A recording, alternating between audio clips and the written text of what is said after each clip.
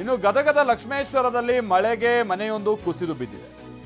ಮಹದೇವಪ್ಪ ಹಾಗೆ ಗುರುನಾಥ ಅನ್ನೋರ ಮನೆ ಕುಸಿದು ಬಿದ್ದಿರೋದು. ಅದೃಷ್ಟವಶಾತ್ ಯಾವುದೇ ಪ್ರಾಣ ಹಾನಿಯಾಗಿಲ್ಲ. ದಿಢೀರನೆ ಕುಸಿದು ಬಿತ್ತು ಮನೆಯ ಮೇಲ್ಛಾವಣಿ. ಮನೆಯಲ್ಲಿದ್ದಂಥ ಗೃಹೋಪಯೋಗಿ ವಸ್ತುಗಳಿಗೆ ಹಾನಿಯಾಗಿದೆ. ಪುರಸಭೆ ಹಾಗೆ ಕಂದಾಯ ಅಧಿಕಾರಿಗಳು ಸ್ಥಳಕ್ಕೆ ಭೇಟಿ ಕೊಟ್ಟು ಆಗಿರುವಂತಹ ಹಾನಿ ವಿಚಾರವಾಗಿ ಪರಿಶೀಲನೆಯನ್ನು ನಡೆಸಿದ್ದಾರೆ.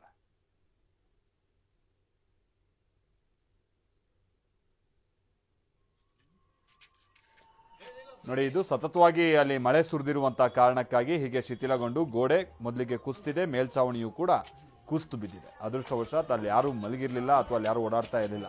ಈ ಕಾರಣಕ್ಕಾಗಿ ದೊಡ್ಡ ಅನಾಹುತ ಆಗಿಲ್ಲ. ಯಾರು ಅಲ್ಲಿ ಇದ್ದಿದ್ದರೆ ಭಾಳ ಸಮಸ್ಯೆಗಳಾಗ್ತಾ ಇತ್ತು. ಈಗ ಅವ್ರಿಗೆ ಏನು ಪರಿಹಾರ ಕೊಡಬೇಕು, ಏನು ಎತ್ತ ಅನ್ನೋದರ ವಿಚಾರವಾಗಿ ಈಗ ಪಂಚಾಯತ್ ಅಧಿಕಾರಿಗಳೆಲ್ಲ ಬಂದು ಭೇಟಿ ಕೊಟ್ಟು ಪರಿಶೀಲನೆ ನಡೆಸಿದ್ದಾರೆ.